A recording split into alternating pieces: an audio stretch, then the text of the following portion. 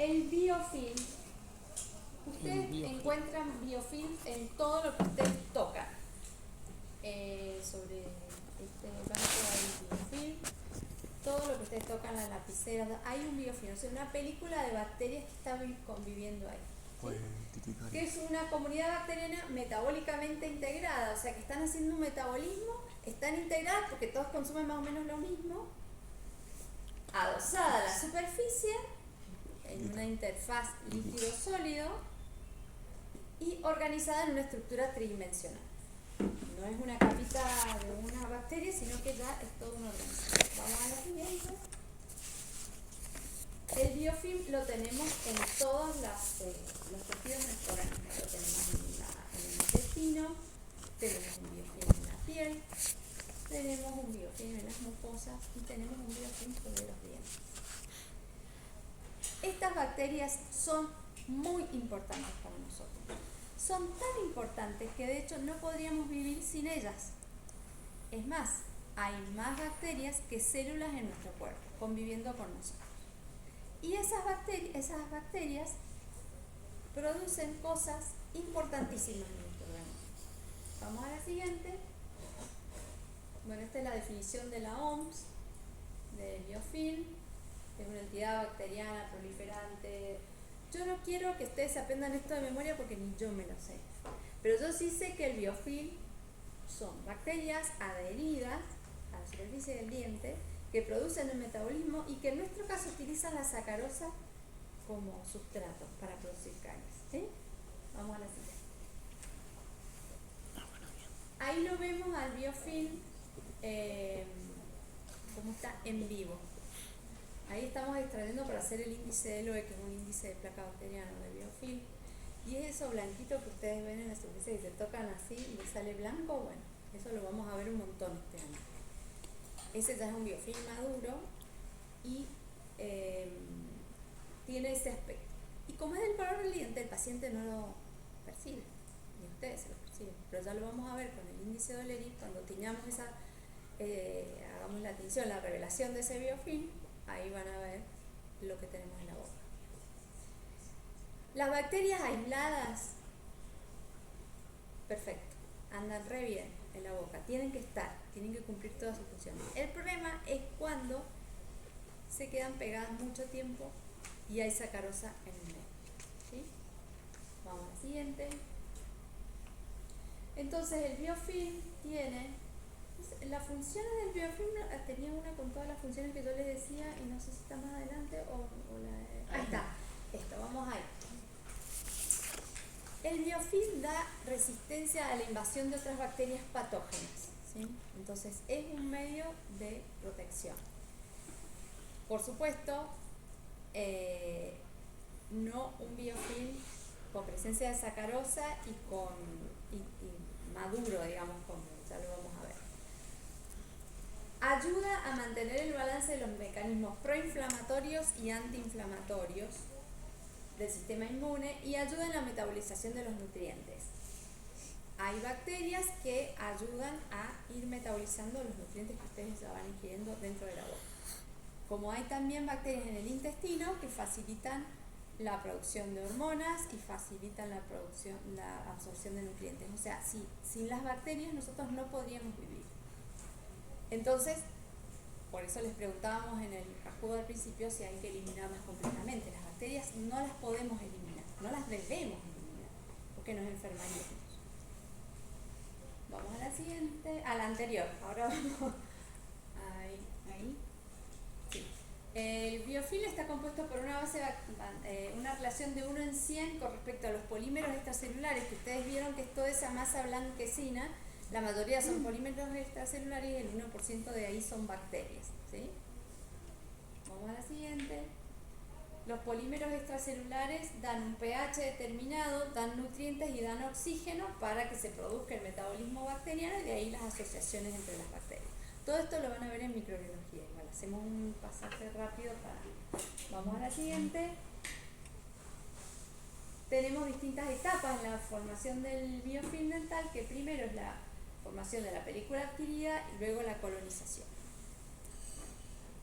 La formación de la película adquirida es una capa, vamos a la siguiente, que es un depósito de proteínas. Esas proteínas se depositan en la superficie, aumenta la carga negativa del esmalte, en general van por absorción a la superficie del esmalte, y ya es una base para que luego se sigan agregando grupos bacterianos. Está compuesta de proteínas, glicoproteínas, fosfoproteínas, y se forma en menos de 2 horas después de que se cepillaron los dientes. Es lo primero que se forma y es lo que debe estar esa película adquirida.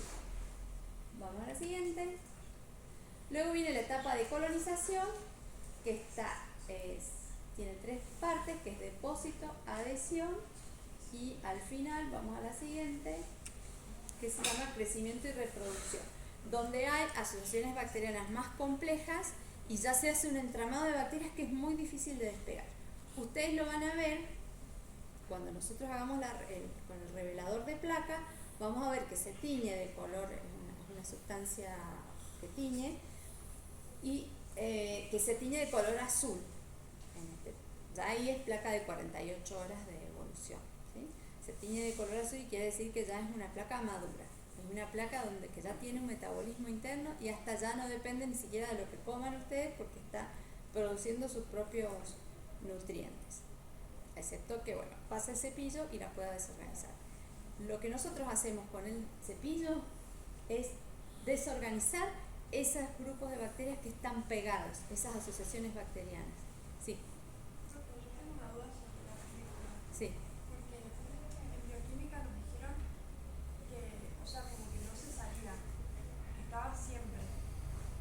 Pero nosotros teníamos entendido que sí, como que Se forma inmediatamente después de cepillado. O sea que está prácticamente siempre. Se forma. Pero si se sale y se vuelve a formar, o está. Si ustedes se cepillan, la despegan. Claro. Lógico. Pero al minuto vienen todas las glicoproteínas y se ponen en la superficie de la saliva. Sí, Es como la misma saliva que está pegada a la superficie del diente. Estamos hablando de. Todos estos son modelos teóricos. El biofilm ha sido muy difícil estudiarlo porque imagínense que yo saco un poquito de placa, como vieron ustedes ahí, la ponen en una placa para verla en el microscopio y si quieren le agregan sacarosa para ver cómo se comporta, pero todo es in vitro. Estudiar el biofilm en la boca es muy difícil, ha sido muy difícil.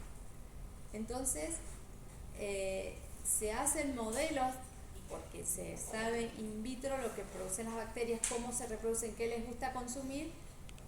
Han hecho estudios de flora bacteriana y de placa bacteriana de biofilm y se dan cuenta la cantidad de microorganismos que crecen en personas que consumen mucha sacarosa, por ejemplo. Pero como es algo multifactorial también, depende del pH de la saliva de la persona y de un montón de otras cosas, de la concentración de oxígeno, de la presencia de sustancias buffer. Es muy complejo el estudio, es muy complejo. Lo que hablamos acá son modelos teóricos. ¿Qué bacterias están ahí? Todas. Han encontrado las mismas bacterias que hay en Escherichia coli, hay todo tipo de bacterias. No podemos decir que en la flora bucal hay de todo, de todo. Entonces, esas bacterias van a crecer. Hay unas bacterias que lo van a ver en microbiología que son acidófilas y acidógenas. Acidófilas porque les gusta vivir en un medio ácido y porque producen ácidos, acidógenas, ¿sí? Esas es, por ejemplo, el Streptococcus mutans. Son las bacterias que en general producen caries, que son varias.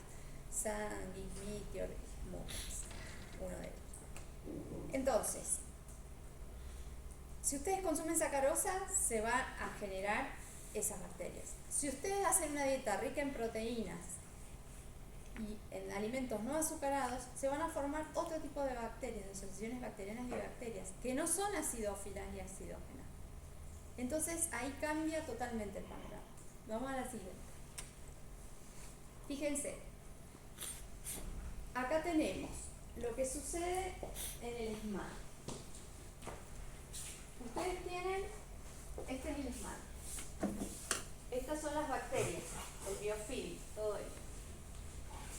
Cuando tenemos la ingesta de este lado es cuando los factores de riesgo no están presentes, y acá cuando los factores de riesgo están presentes, en la flecha roja. ¿Cuáles son los factores de riesgo? A ustedes me lo van a decir. Que pueden estar presentes. El principal. La sacarosa, del lado de la flecha roja. ¿Qué pasa? Si hay consumo de sacarosa, ¿qué pasa? Las bacterias consumen la sacarosa, producen ácidos orgánicos, estos hidrogeniones penetran el esmalte